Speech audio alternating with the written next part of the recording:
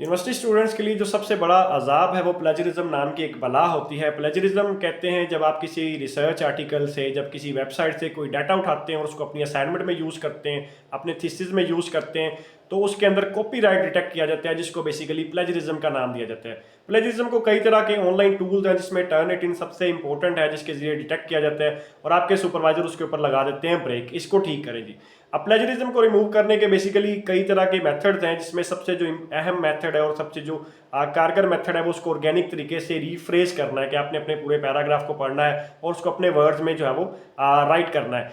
कई स्टूडेंट्स को इस तरह की प्रॉब्लम आती है कि वो उसको सही तरह से राइट नहीं कर पाते या रिफ्रेश नहीं कर पाते, और वो इस्तेमाल करते हैं कई तरह के टूल जो